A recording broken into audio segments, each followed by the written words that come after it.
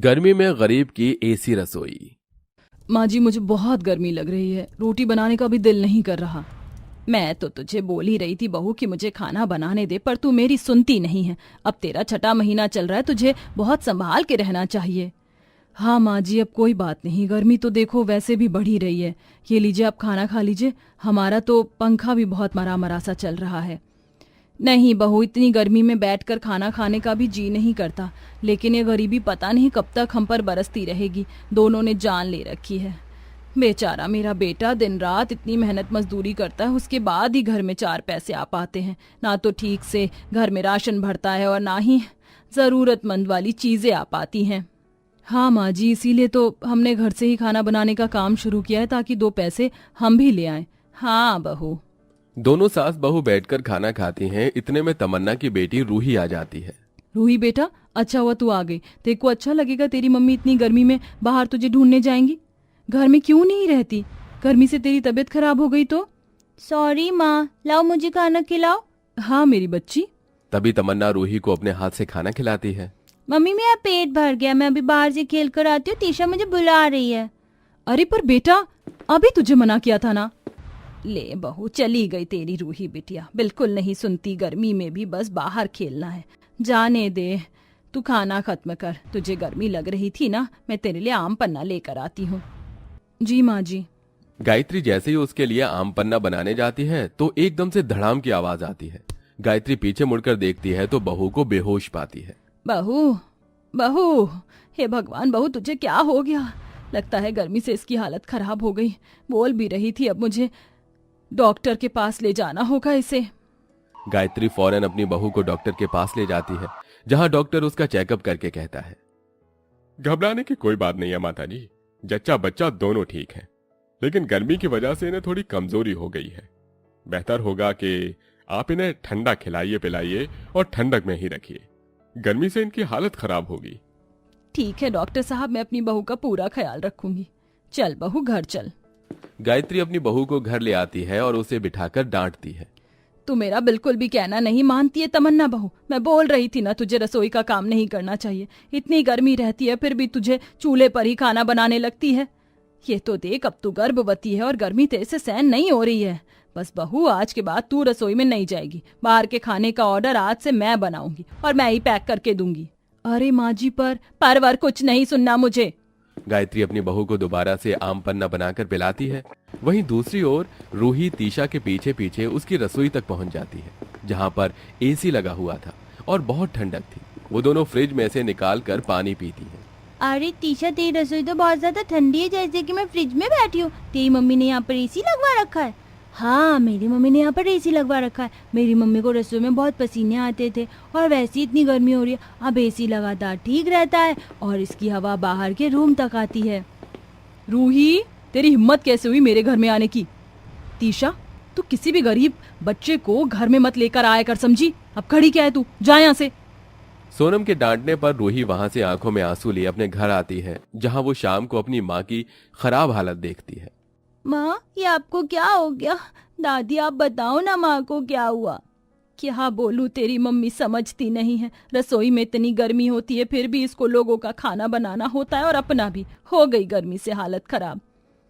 माँ, दादी, आप भी अपनी रसोई में एसी लगवा लो। पता है, अभी मैं तीशा के घर पर गई थी, उसकी रसोई में एसी लगी हुई है। मुझे बहुत ठंडा ठंडा लगा वहां पर जाकर। आप भी लगवा लो, आपकी गर्मी में बहुत तबीयत खराब होती है ना, सर से पांव तक पसीने में हो जाते हो। मम्मी, कल ही लगवा लो ना एसी। मम्मी, कल ही लगवा लो। तभी रूही का पिता रवि आकर सब कुछ सुन लेता है। फिर वो अपने पापा से जिद करने लगती है। पापा पापा, एसी लगवा लो ना, मम्मी की हालत देखो कैसी रहती है। पापा, एसी लगवा लो। अरे बस कर, तू कितनी जिद करती है। अपने पापा के आने पर भी जिद करने लग गई। उन्हें बैठने तो दे, इतनी गर्मी से बाहर से आए हैं और वैसे भी एसी बहुत महंगा होता है। चुपचाप बैठ और खाना खा। हाँ बेटा, एसी बहुत महंगा होता है, हम एसी नहीं खरीद पाएंगे। नहीं पापा, आपको एसी लगवाना ही होगा, वरना मैं खाना नहीं खाऊंगी। रूही मुंह फुलाकर गर्मी में बिस्तर के नीचे चली जाती है। माँ, दादी, पापा तीनों उसे बुलाते रहते हैं। 4 घंटे बीत जाते हैं। अरे बेटा, बाहर आ जा। रवि, एक बात कहूँ, रूही बेटी ने अपनी माँ की हालत को देखकर एसी लगवाने को कहा है और मुझे भी ये ठीक लगता है। उसे हाँ कर दे। पर माँ एसी बहुत ज्यादा महंगा होता है, वो लाना मुमकिन नहीं है। क्यों नहीं है बेटा, मैं ज्यादा खाना बनाकर पैसे जोड़ दूंगी, खर्च कम करने लगूंगी, कुछ पैसे तेरे भी जोड़ दूंगी। अगर आप दोनों इतनी मेहनत करेंगे मेरे लिए तो कुछ पैसे जोड़ने के लिए मैं माधुरी मालकिन जी के घर पर काम करना चाहती हूँ। वैसे भी उन्हें एक खाना बनाने वाली की जरूरत थी। नहीं बहू, तू अपनी हालत जानती है ना।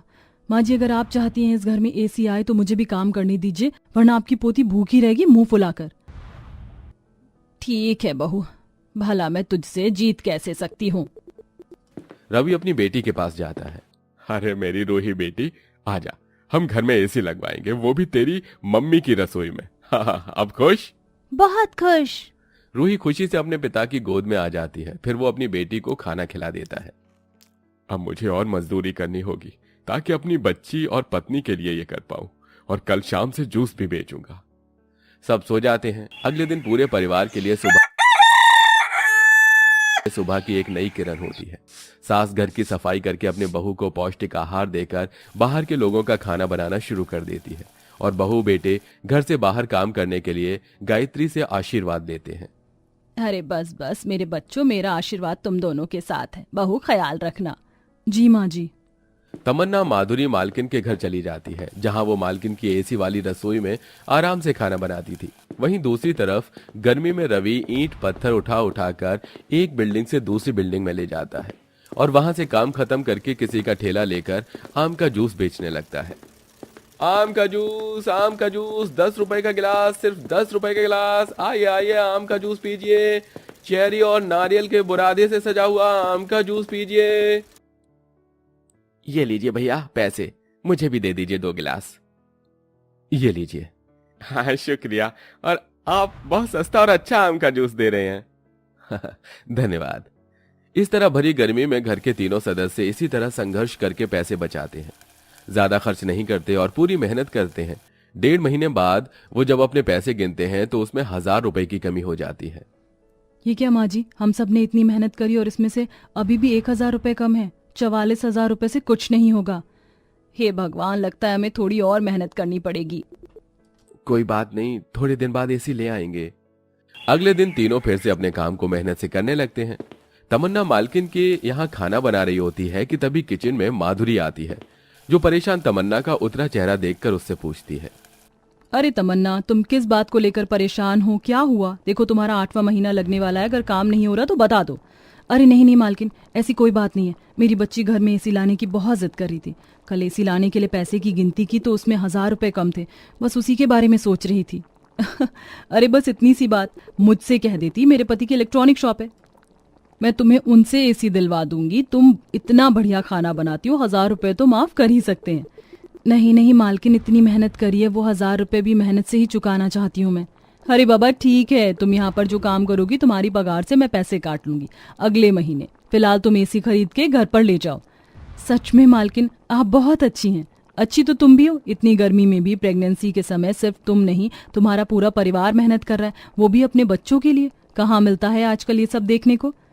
जी मालकिन, ये तो है। अब तुम घर जाकर आराम करो, मैं अपने पति की शॉप से एक अच्छा सा एसी तुम्हारे घर बजट के घर पर भिजवा दूंगी, वहीं पैसे दे देना। शुक्रिया मालकिन। अगले दिन माधुरी उनके घर पर एसी लगवा देती है और कंपनी वाले उनके घर पर एसी की इंस्टॉलेशन के पैसे लेकर चले जाते हैं। रूही एसी की ठंडी हवा खाकर ताली बजाकर कूदती है। इतने में रवि भी आ जाता है। ये हमारी भी रसोई में एसी लग गया। मम्मी मम्मी, अब आपको कभी गर्मी नहीं लगेगी रसोई में। हाँ मेरी बच्ची। सच में यकीन नहीं हो रहा, हमारे घर में एसी लग गया। अब सब हमारी कड़ी मेहनत और संघर्ष की वजह से हो पाया है। हाँ बेटा। गरीब परिवार एक साथ मिलकर मेहनत और संघर्ष करते हैं, जिसके बाद वो अपनी रसोई में एसी में अच्छे से खाना बनाते हैं। अब रसोई में खाना बनाते हुए तमन्ना और सास को गर्मी नहीं लगती, क्योंकि अब उनकी रसोई भी एसी वाली हो गई थी। तो इस तरह बनी गरीब की एसी रसोई।